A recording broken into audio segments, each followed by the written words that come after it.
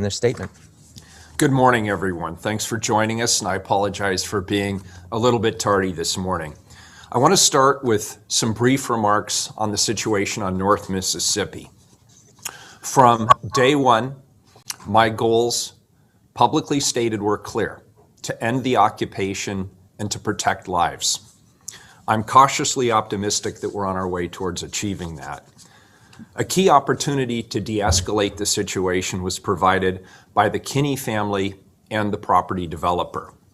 They came to a mutual desire to reach an amicable resolution. Obviously, the city supported those conversations because they were the best means of de-escalating a potentially very dangerous situation. The Portland Police Bureau supported this strategy because it provided that opportunity for de-escalation. My administration was involved in facilitating the negotiations, but I want to be clear that this was two private parties who came to the table. I also directed the Portland Police Bureau to continue to plan in the event that the negotiations between these private parties collapsed. I want to thank both the Kinney family and the developer for their efforts, which have apparently resulted in a tentative agreement. I also want to acknowledge the tireless work of my staff, particularly Kristen Dennis, my chief of staff, Seraphy Allen, and Sam Diaz. Kristen, Sam, and Seraphy have spent the last several days working hard to facilitate the negotiations between the Kinney family and the developer. I also want to acknowledge our Tribal Relations Director, Laura John, and State Representative, Tana Sanchez, who also offered both their time and their guidance. Thank you. I also want to thank the Community Alliance of Tenants and community leaders for their help with these negotiations. The mayor's office used words, not weapons, to advance the well-being and the safety of the neighborhood by helping to facilitate this agreement on the Red House. I believe good governance requires open lines of communication, working relationships that we have in the community, mutual respect, and multiple strategies and skills to solve complex problems, which this one certainly is. The city made it clear that an occupation, particularly one where it appeared that there were firearms present, was unacceptable and would not stand. We then took the time to establish open lines of communication, understand the goals of the parties involved with the Red House, and work through the noise to identify immediate and ongoing steps that could help reach an agreement and protect the lives of police and residents in the community. Because of these conversations, we better understood the policies and the investments that get to some of the larger issues around banking, housing, land use planning, the criminal justice system, that led all of us to learn more about the dynamics of the Red House.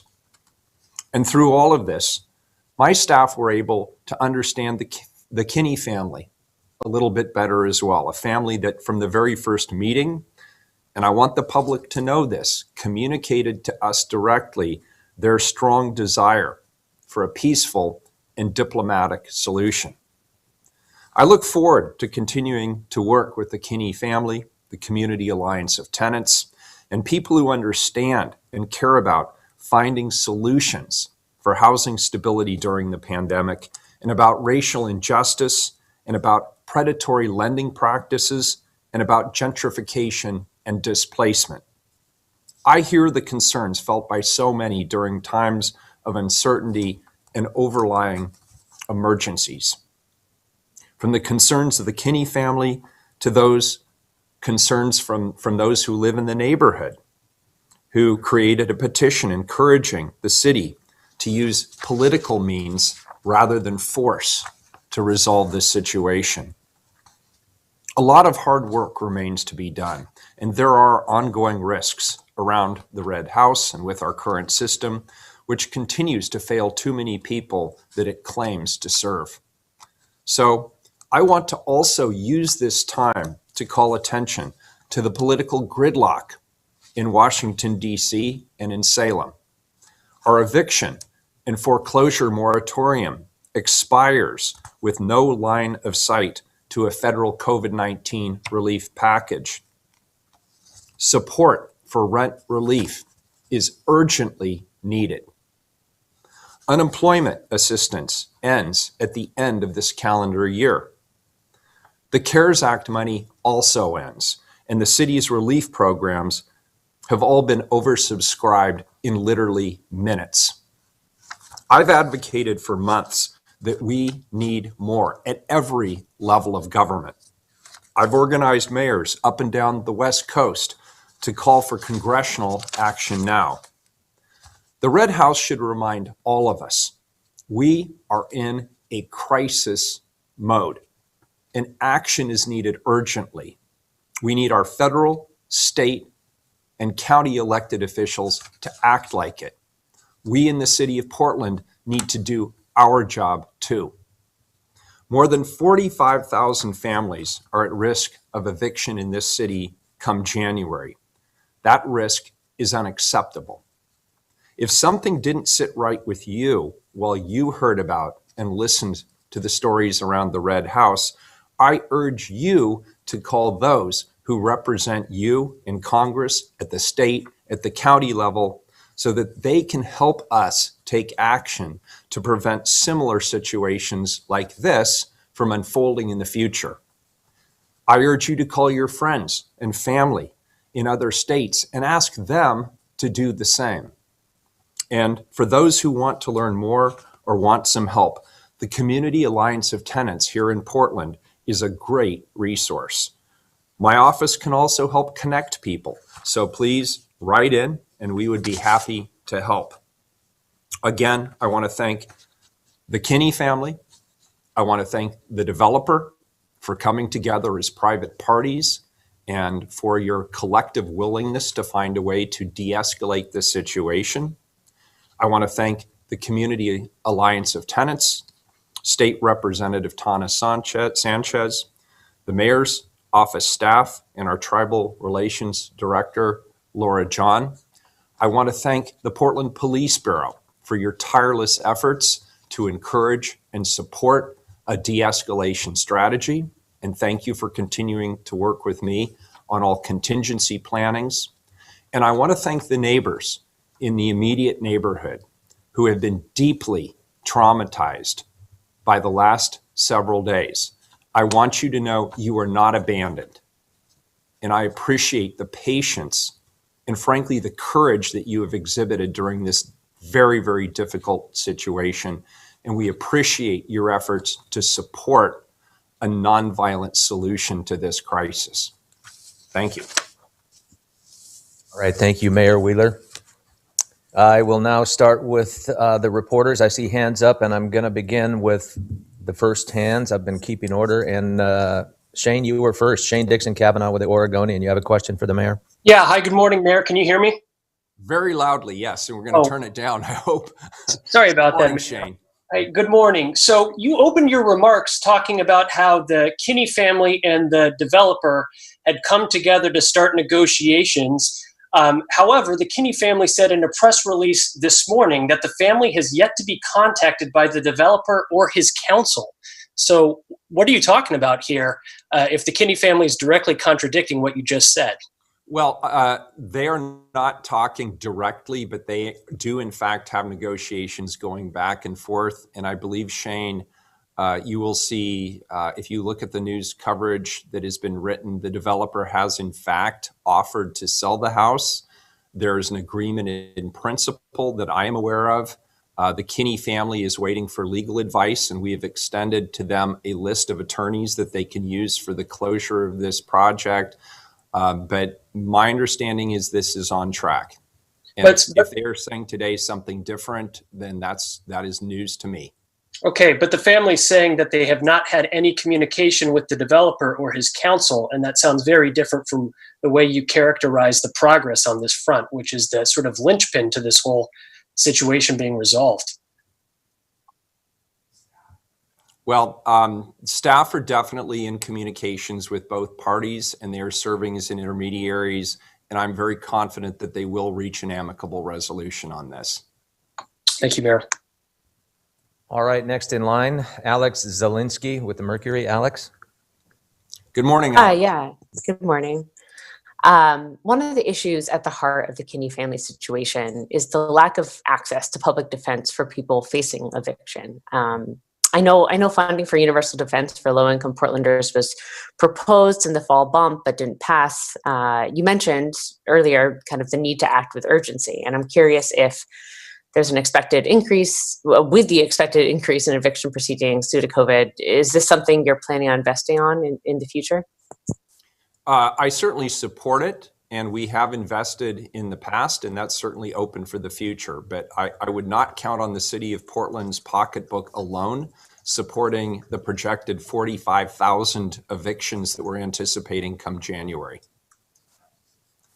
There's more than the city. The county is out there as well as the state government, and that's part of my message today. Is we keep relying on the city to resolve all of these issues, which also have implications upstream. And we need to start talking about the upstream causes of the problem that we are then being asked to resolve here at the local level with limited resources.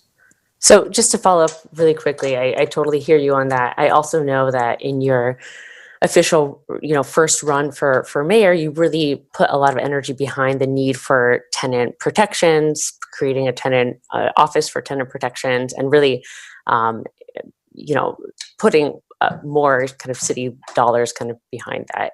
Is there, you say, you shouldn't rely completely on the city's pocketbook right now, but is there any funding in the pipeline for kind of legal protection with just this wave of evictions on the horizon? Again, it depends. We're still waiting for Congress to act and acknowledge that local jurisdictions all around the United States need more CARES dollar support. We are not through the economic crisis created by COVID. And while we're all encouraged by the possibility of a vaccination sometime in the next 6+ months, for the majority of the population, the economic crisis is here now, and it's going to be with us for the foreseeable future, and we need that support. My local budget here, I just issued my budget guidance last week. I expect tens of millions of dollars in reductions in our budget. So if people are looking to us to be the last line of defense for those being evicted from their houses, we don't have the resources to serve that role without the support of county, state, and federal governments helping us to secure those resources. Got it. Thanks. But if there is another CARES Act, I would fully expect, like the last one, there would be support for all of these activities. Our last package included $35 million of rent support between the city and the county, and we provided other services in our budget, including legal aid.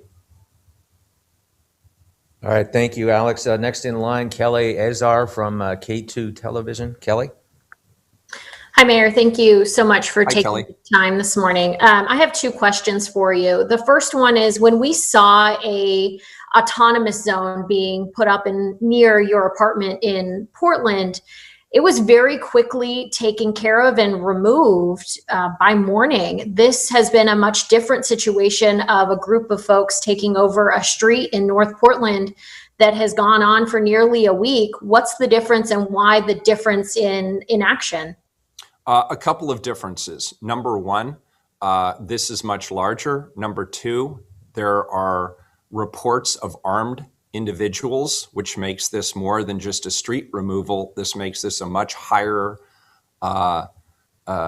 problem from a public safety perspective, not only from the neighbors in the immediate neighborhood, but also the police officers who we would be asking to go in. And they were well entrenched behind barricades, and we all have photographs of what's behind those barricades, and it includes some weapons and some combustibles. So as much as I think we would all love for these kinds of situations to be resolved immediately, I also have to take into account the safety of the officers that we are asking to go in and do to resolve this. And I have to take into account that this is a dense neighborhood. If there are, in fact, people who are armed and people start firing at each other, that could impact neighbors in the immediate neighborhood. We have to take all of that into account. And what I said on day one was that I wanted to protect lives and I wanted to end the occupation. Here we are 6 days later, and we're already seeing the barricades come down and those who are occupying the area leave. It's not done yet, but at least without anybody having to engage in any acts of violence or without putting my police officers at risk, we're making progress in the direction that we want to see it made. And then my last question, if you will, is about, I'm sympathetic. I understand this year has been rough on all of us. So I understand not being able to pay rent is obviously a stressful situation for thousands of families out there. But this situation with the Kinney family was going on long before COVID-19.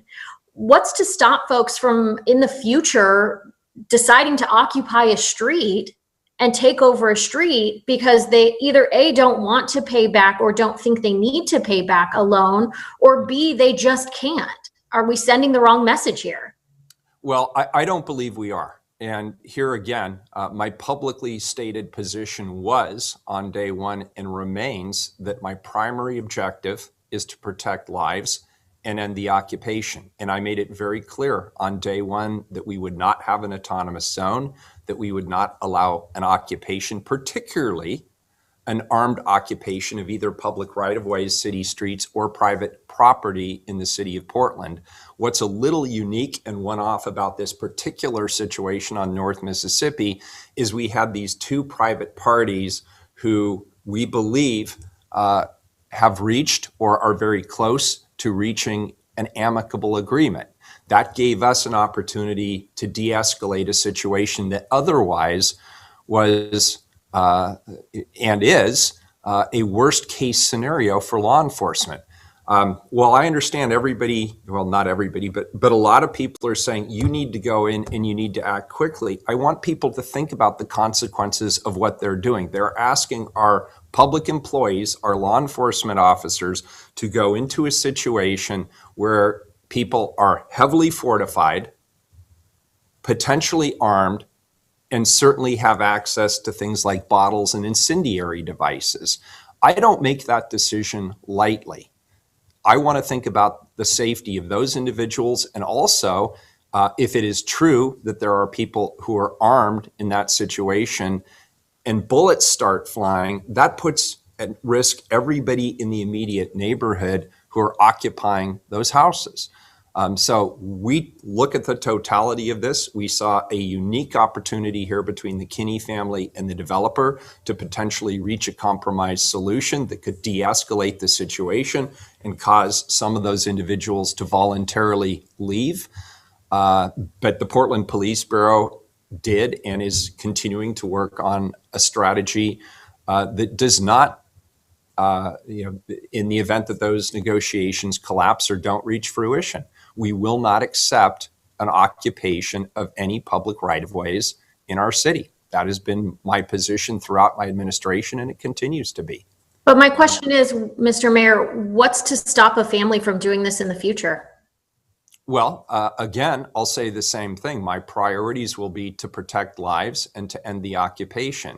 And if people think that showing up in Portland, Oregon, and let me step back and say that the right de-escalation strategy here is what I suggested up front, which is you have two private parties that want to reach an amicable solution. The city's not pushing anybody into any particular position. We are helping to facilitate those conversations, but they have created this opportunity. The way you negotiate is you come to the table and you talk.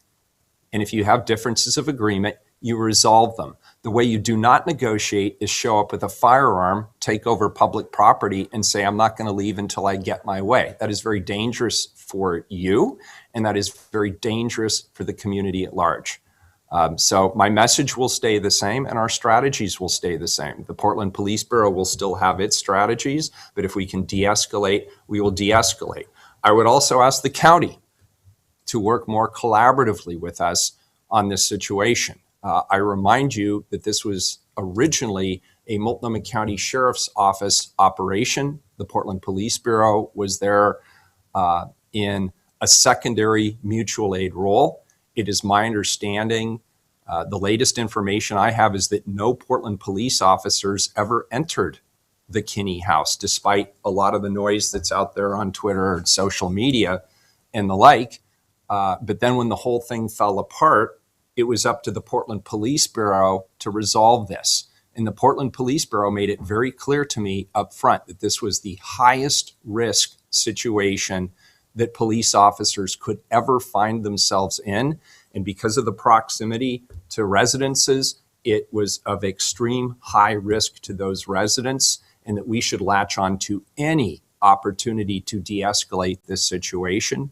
And the developer and the Kinney family, at least communicating publicly that they were both interested in this strategy, is something we absolutely latched on to. That doesn't mean that the Portland Police Bureau wouldn't continue planning for a different type of scenario. But as mayor, I felt it was absolutely imperative that I hang on to any opportunity to de-escalate and resolve this issue peacefully.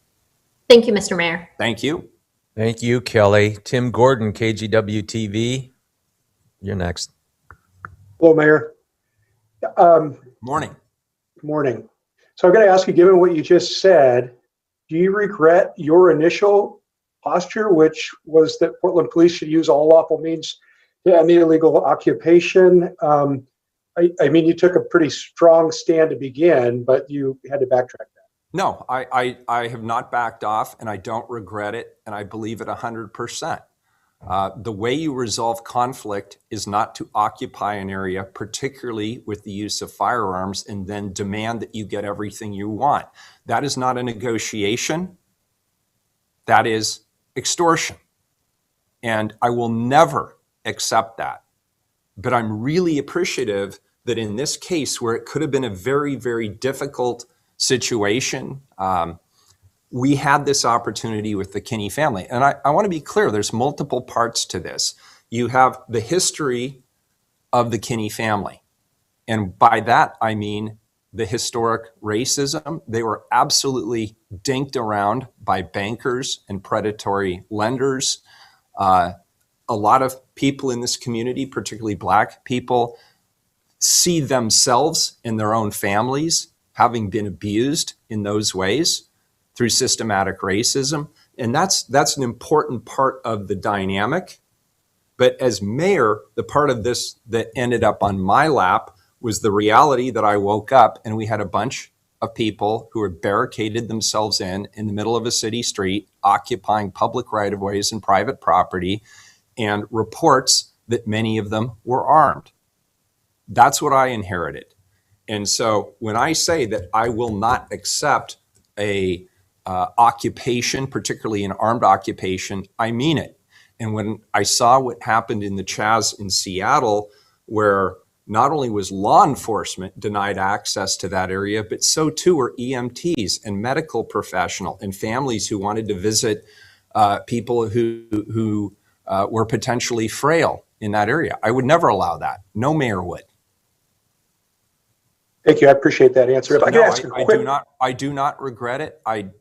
If I have one regret, and I have said this to the Kinney family, if I have one regret, my regret is that because of the wording of my initial tweet, and there was literally like one, but it got retweeted a gazillion times as tweets do, it led to some very real threats, some very serious threats to the Kinney family.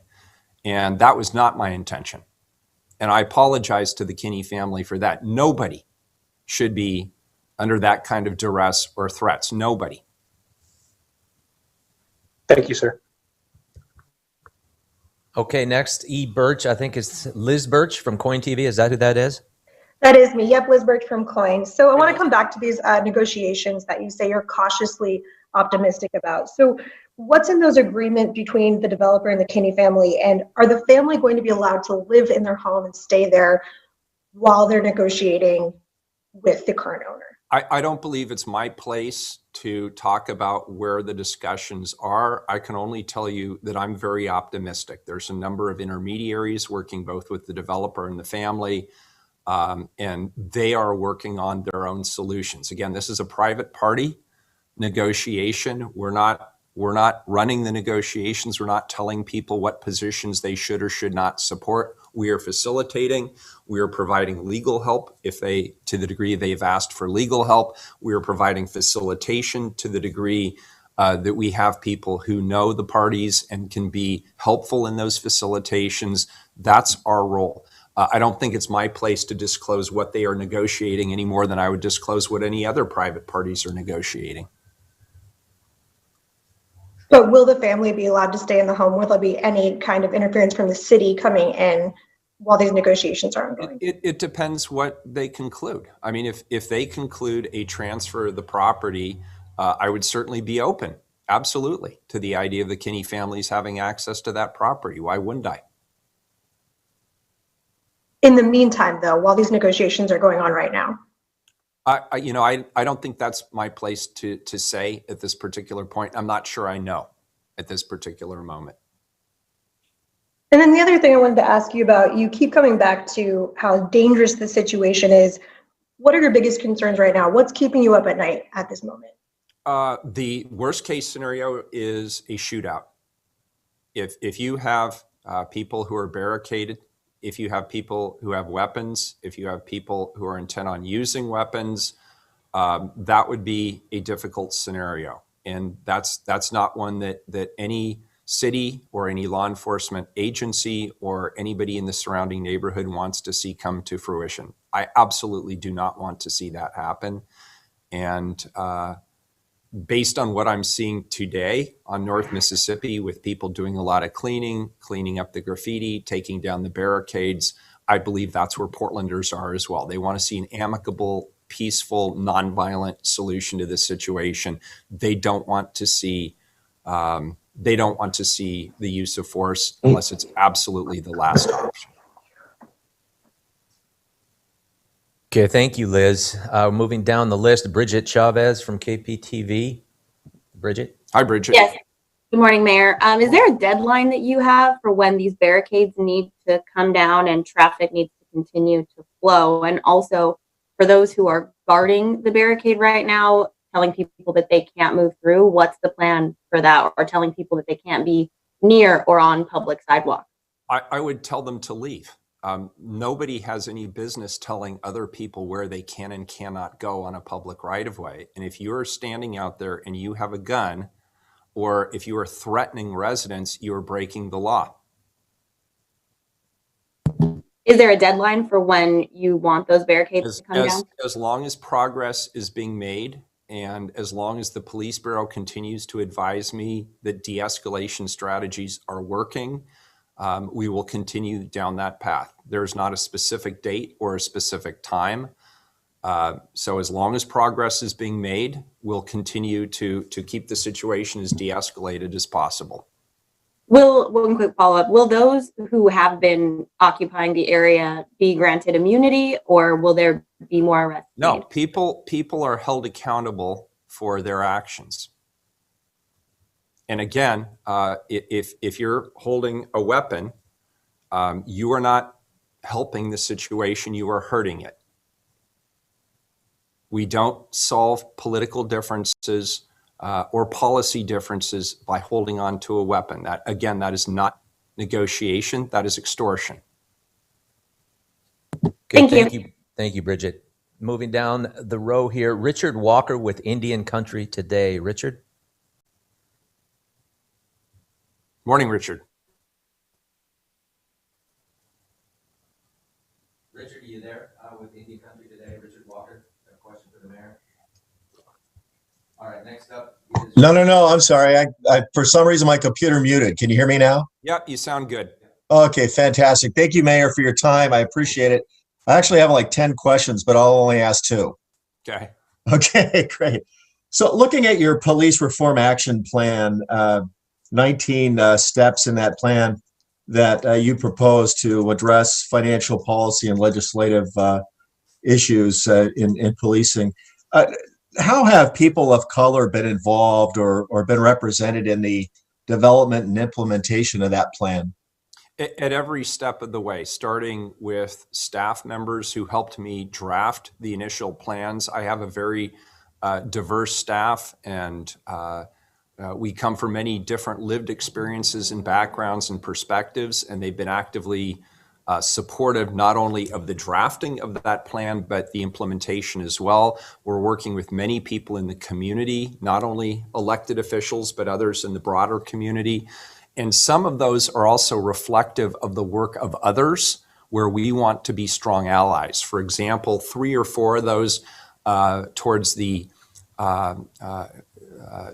end of that list are advocacy positions that I and my colleagues at City Hall can play in supporting the POC caucus in Salem, and we've already had some success in that regard. Some of the first items on that list are items that the BLM movement put forward as being important issues that they wanted to see being addressed. And I believe part of my job as mayor is to hear and to understand what the community is asking for, and to demonstrate that I've heard and understood what the community is asking for, and reflecting where I can what I've heard and what I understand in those documents. And so I think the first 3 items on that list actually came from community.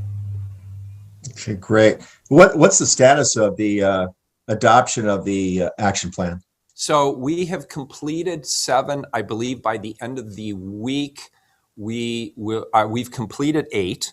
By the end of this week, I believe we will have completed approximately 12, and I hope to get to the others quickly. So we're making very good progress. Okay, great. If I could just ask one more question. So you've got a lot of issues that you're dealing with here. I've noticed that. Systemic issues, institutional issues regarding race and racial relations, and how people are treated by the system and in their communities. What else do you feel needs to be done to identify and resolve systemic and institutional racism and engage the community in dealing with those issues? Great question. I'll put them under 2 broad areas. The first is letting the public know that this time of increased awareness of racial inequities, of disparities, of calls for reform, there's 2 ways we can approach it. We can approach it as a really challenging problem, or we can approach it as a once-in-a-lifetime opportunity. And I see it through the second lens. The fact of the matter is, in the United States, in the state of Oregon, in the city of Portland, we have a long history of systemic racism. And whether you view yourself as a white person, I'll just talk about me, whether I view myself as racist or not racist is almost beside the point. The reality is the structures of our systems of power were created by and for people like me. And so there is systemic racism. And I don't see it as a problem that we have to acknowledge that and own it, because we can't fix it unless we acknowledge it and own it. And then we have this opportunity as a nation that's rapidly diversifying to really do US 2.0. We have this opportunity to start with this stable, strong, unified platform where we all move into the future in alignment on our values. And we can do that only if we acknowledge that a lot that exists about the status quo has the legacy of historic racism built into it. And so we should listen to people in our community, particularly the BIPOC community, about how the systemic racism that exists in our institutions, including policing, can be eliminated so we can actually strengthen these institutions and move on together. The second thing that has to happen, Richard, and it's a really good and provocative question, and we could probably spend a lot more time talking about it, is we have to understand that while the movement started, the latest iteration of the movement started with the murder of George Floyd, and the focus has been on public safety and policing, and certainly rightfully so in the short term, this is only the beginning. And the Red House situation, to weave this back to sort of the issue of the moment, the Red House situation has an intersection not only with public safety and the question of occupation and armed citizens and all that, but it also has an intersect with our historic racist past around redlining, around predatory lending, around injustices in access to capital and support, around home ownership for people of color, which, as everybody knows, is very, very low compared to the majority community. But this can't end with just police reform. If this ends with police reform, then we've done almost none of the job. We have to start talking about the inequities that exist in other systems of power and organizational authority in our society. And that includes everything from educational achievement, access to employment and economic prosperity, the banking system and access to capital, access to home ownership opportunities. It has to include access to healthcare, because you can still pretty much take a push pin, shove it into a map, and determine somebody's health outcomes decades later based on where they were born and raised and what their circumstances are.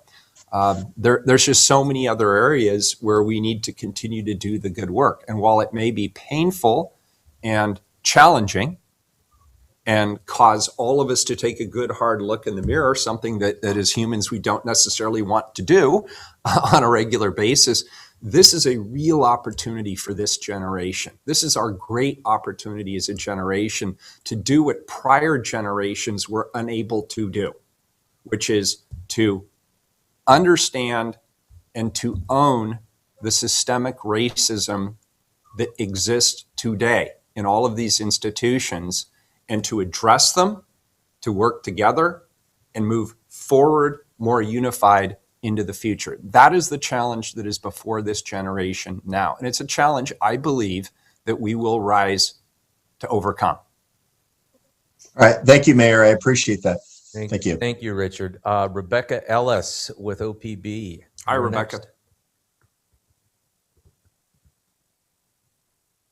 Are you muted, Rebecca? I can't hear you. Any better? Yeah, there you are. Now we hear you. Yeah. All right. Thank you. I have just one question. I mean, it kind of seems like, from my vantage point at this point, what we saw play out this week or last week could very easily happen again. I've already seen talk from protesters who see this deal as a huge win for their strategy and this eviction blockade, and are already talking of future protests as a way to block these specific evictions taking place. And obviously, if there's no extension of the moratorium, we're going to see many, many more evictions, and there are going to be many more families who will be in the position of the Kinneys. So I guess I'm concerned. I'm curious if you're concerned that what we just saw could be an ongoing phenomenon. Yeah, you know, it does concern me. And it could be an ongoing phenomenon, and I hope it is not an ongoing phenomenon. I have a couple of things to say on this point. Number one, it is really, frankly, disgusting when I hear people describe this as, quote, a win, unquote. We're talking about people's lives, and we are talking about safety. And if you think that negotiating at the head of a gun is a win, you need to reevaluate. You need to reevaluate. I also put my goals out at the very beginning. And I said, my goal is to protect lives and to end the occupation. Those are my goals. And I will do whatever is necessary and as peacefully as I can to achieve those goals. My goal is not to intimidate. My goal is not to hold a gun and wave a gun in people's faces and say, do it my way or the highway.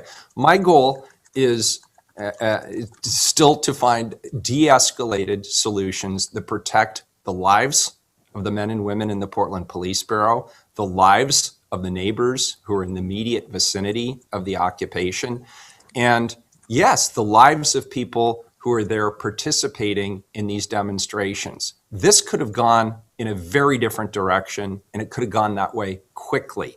So I'm really glad that I sit here 6 days later, and so far, there have not been significant acts of violence. And it is my goal to continue to manage this situation with the objectives remaining to protect lives and to end the occupation. And ideally, it's done through non-violent means. But people should not take this as, quote, a win or an opportunity to do it somewhere else. This is not how we resolve conflict in Portland, Oregon, at the head of a gun. That's not how you do it. You do it the way the Kinney family and the developer are trying to do it, which is trying to negotiate an amicable, peaceful solution that they can both agree to. That's how you do it. And then the second piece is we need to understand that the city of Portland's role in this was second fiddle to the county sheriff that was serving an eviction notice on behalf of Multnomah County. This was not a city of Portland action to begin with. We just ended up holding the bag after the fact. And so now that we have the bag, our objective is to protect lives and end the occupation. And nobody should take this as an invitation to do it anywhere else, because the end result could turn out very differently. We had this rare opportunity with these private parties who are willing to lead in this case, but this may be a one-off. I'm curious if you do have that concern that this might not be a one-off and there's potential for this to play out again. Is there anything that you see the city being able to do to prevent that? I understand, obviously, you're looking to. I'm already trying to do it. I'm telling people I want an amicable solution, but when you start pulling out guns and you start occupying city streets, I'm just telling people that is a very dangerous strategy, not only for you, but for everyone around you. It's a very selfish strategy. That's not how we do things in Portland, Oregon. It's not how we should do it anywhere. Thank you, Mayor. Okay, we had one more question, but your hand went down. Nat, do you still have a question for the mayor with KBOO Radio? No, thank you. It's already been answered. Thank you. Thank you, Nat. Thank you. Well, that'll wrap it up then. Thank you, everybody, for joining us today. Thank you, everybody. And 2020 is almost over. We'll see you later. Thanks.